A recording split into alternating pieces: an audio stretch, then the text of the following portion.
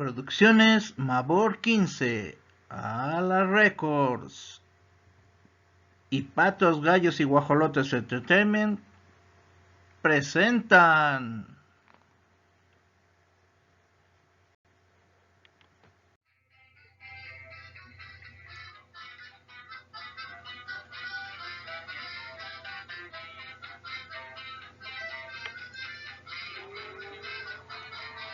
Introducción a la Geometría, con una adaptación del cuento Cero en Geometría de Frederick Brown. Ángulos, su medida y clasificación.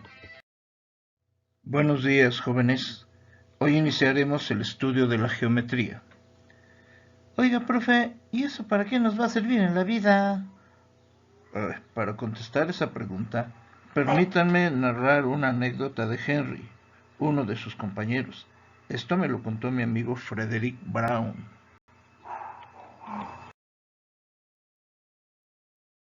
Henry miró el reloj.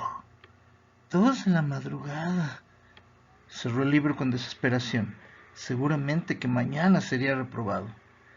Entre más quiero hundirme en la geometría, menos la entiendo.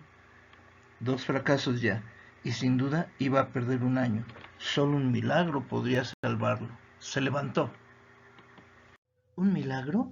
¿Y por qué no? Siempre me ha interesado la magia. Tengo libros. Había encontrado instrucciones sencillísimas para llamar a los demonios y someterlos a su voluntad. Nunca había hecho la prueba.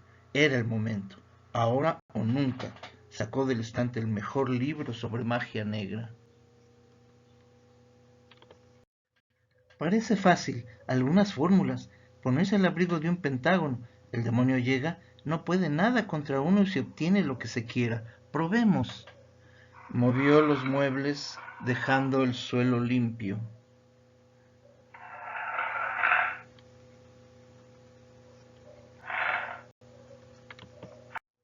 Después, dibujó sobre el piso con un gis el pentágono protector y pronunció las palabras cabalísticas.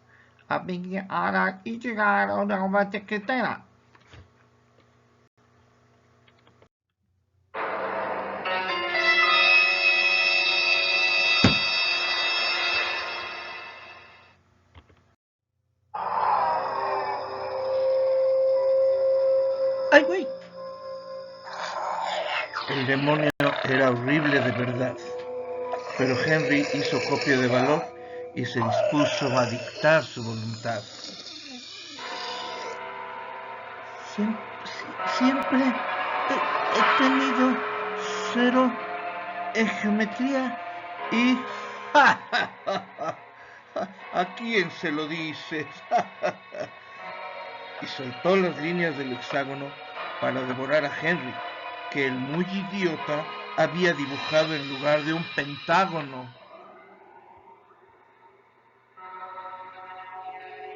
Nos está traumatizando. Ya hizo llorar a Lucas Tlacoyo.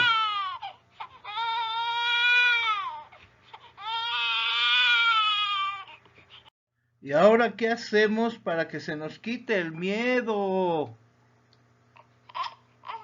Ya no llores, niño. Voy a explicar geometría para que no les pase lo que a Henry.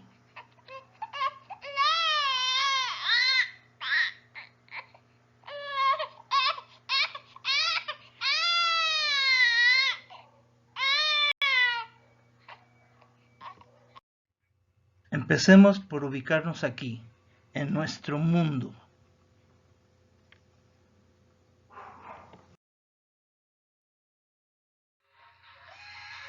Las necesidades del ser humano hicieron que surgieran la ciencia y la tecnología. En la antigüedad, solo en 5 regiones del mundo se desarrollaron civilizaciones que lograron muy altos niveles culturales: China, India, el Medio Oriente, el Imperio Inca en Sudamérica y Mesoamérica, que abarca partes de México y Centroamérica. Desgraciadamente, la ignorancia de los conquistadores españoles provocó la destrucción de casi todos los vestigios de las culturas nativas, dejando en el olvido el esplendor de las civilizaciones americanas e imponiendo la gran cultura griega que toda Europa fue adoptando paulatinamente. El inicio de las matemáticas se debió a fines prácticos, como administrar los bienes o el cobro de impuestos. La geometría se desarrolló por la necesidad de medir terrenos, de ahí su nombre, geo, tierra, y metrón, medida. También se aplicó en la astronomía para el cómputo del calendario o para orientarse al viajar tanto en tierra como en el mar, en el diseño de los tejidos, en la construcción, etc. Euclides de Alejandría recopiló gran parte del saber matemático de su época en un libro al que llamó Los Elementos.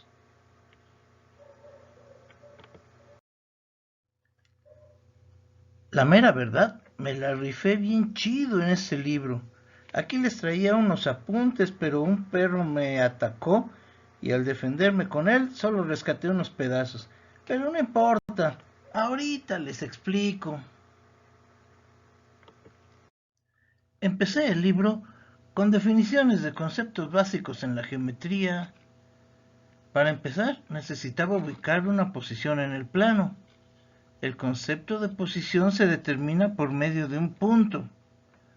A ver, muchacho, escribe. Punto es lo que no tiene partes. Pero si no tiene partes, existe. Buena pregunta. El punto es solo un concepto que denota posición.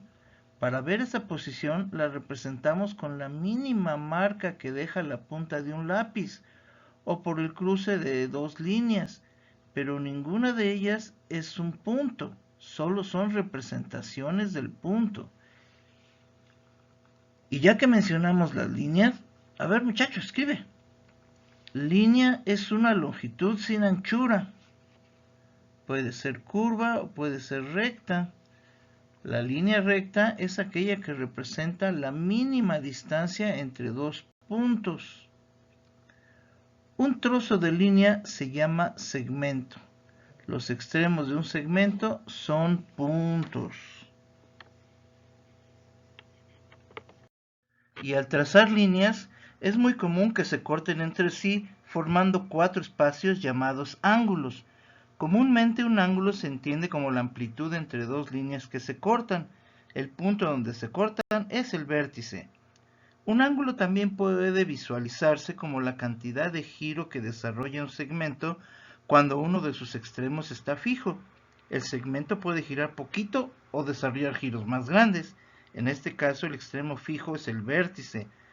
Para comparar los espacios entre dos rectas que se cortan o los diferentes giros que se pueden desarrollar, se inventaron unidades para medir ángulos.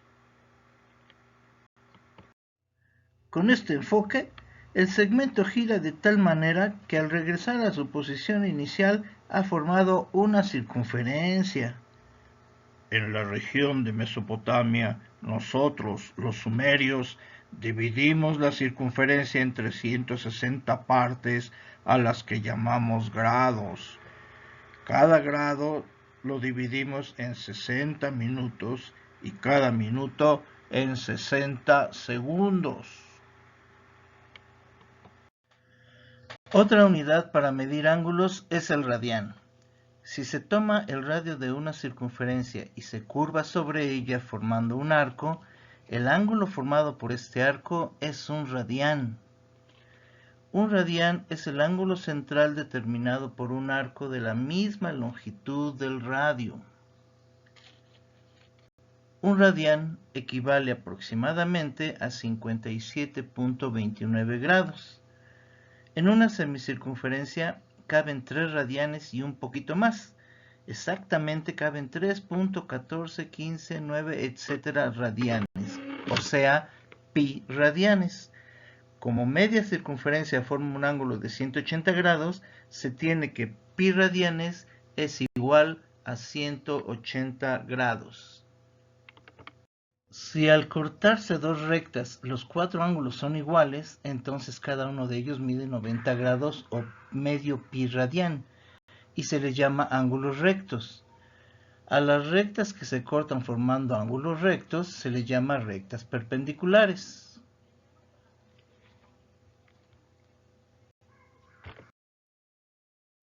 Cualquier ángulo cuya amplitud sea menor que 90 grados, por ejemplo este o este, se llaman ángulos agudos. Si se tiene un ángulo agudo, el ángulo que completa los 90 grados es su complemento y ambos son ángulos complementarios.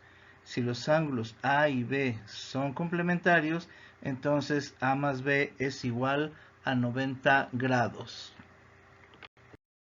Si un ángulo es mayor que 90 grados, pero menor que 180 grados, a ese ángulo se le da el nombre de ángulo obtuso. Si al girar un segmento, su posición inicial y su posición final forman una misma recta, entonces la amplitud del ángulo formado es 180 grados. En ocasiones, cuando dos ángulos A y B comparten el vértice y un lado, los lados restantes forman una línea recta. En este caso, los ángulos son suplementarios y la suma de A más B es igual a 180 grados. Siempre que dos ángulos formen una línea recta, su suma será 180 grados.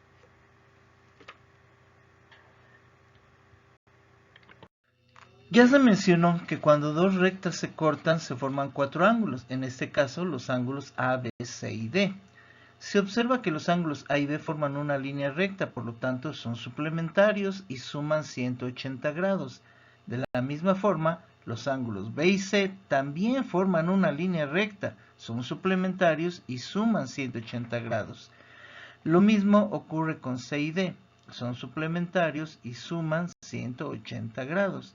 Y también con D y A, son suplementarios, por lo tanto D más A es igual a 180 grados. Con estos resultados, al tomar las dos primeras ecuaciones, A más B igual a 180 grados y B más C igual a 180 grados, en la primera se resta B en ambos miembros y se obtiene A es igual a 180 grados menos B. En la segunda también se resta B en ambos miembros y se obtiene C igual a 180 grados menos B. Se observa que A y C tienen el mismo valor. Por su posición a los ángulos A y C se les llama ángulos opuestos por el vértice.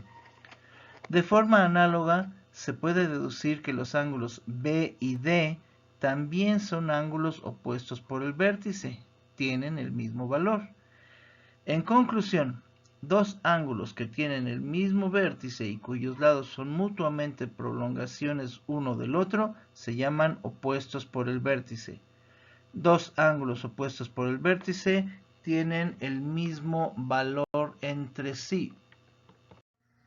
Si dos rectas son paralelas, tienen el mismo ángulo de inclinación. ¿Pero el mismo ángulo de inclinación respecto a qué? Pues a cualquier otra línea que las corte. Por ejemplo, al trazar esta línea, como las paralelas tienen la misma inclinación, el ángulo verde de la derecha tiene la misma amplitud que el ángulo verde de la izquierda. Aunque cualquiera de los otros tres ángulos puede tomarse como ángulo de inclinación y serán iguales los de la derecha a sus correspondientes ángulos de la izquierda. Y si se toma como referencia cualquier otra recta pasa lo mismo. Por tener la misma inclinación, el ángulo rosa de la derecha tiene la misma amplitud que el correspondiente ángulo rosa de la izquierda. Y debemos recordar que son iguales a sus respectivos ángulos opuestos por el vértice.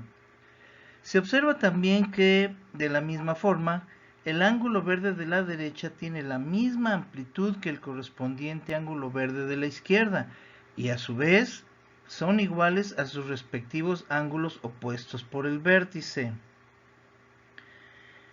En resumen, cuando dos paralelas son cortadas por una transversal, los ángulos que corresponden a las mismas posiciones relativas se llaman ángulos correspondientes y miden lo mismo. El ángulo A es igual al ángulo E, el ángulo B es igual al ángulo F, el ángulo C es igual al ángulo G y el ángulo D mide lo mismo que el ángulo H. Todo lo anterior se puede aplicar a situaciones como la siguiente. Sabiendo que las rectas R1 y R2 son paralelas, determinar el valor de los ángulos X y Y expresándolos en grados sexagesimales. Aunque hay muchos ángulos en la figura, se introduce el ángulo A elegido de tal forma que por tener la misma posición relativa es correspondiente al ángulo 2/5 pi y por lo tanto miden lo mismo. A es igual a 2/5 pi. Como sabemos que pi equivale a 180 grados, entonces sustituimos A es igual a 2/5 por 180 grados. Al hacer las operaciones obtenemos A es igual a 72 grados. Se observa que Y es igual a A por ser ángulos opuestos por el vértice. De esta forma, Y también vale 72 grados. Como X y A forman una recta, son suplementarios, por lo que X más A es igual a 180 grados. De ahí, X es igual a 180 grados menos A. X es igual a 180 grados menos 72 grados, que es el valor obtenido anteriormente para la letra A. Y finalmente, X es igual a 108 grados. Con esto se tienen los valores solicitados. Agradecemos enormemente la presencia del maestro Euclides con sus sabias lecciones y comentarios. Pues yo me despido con un abrazo para el chamaco que me ayudó en el pizarrón. Buen día a todos. Hasta pronto. Esto es todo por el momento.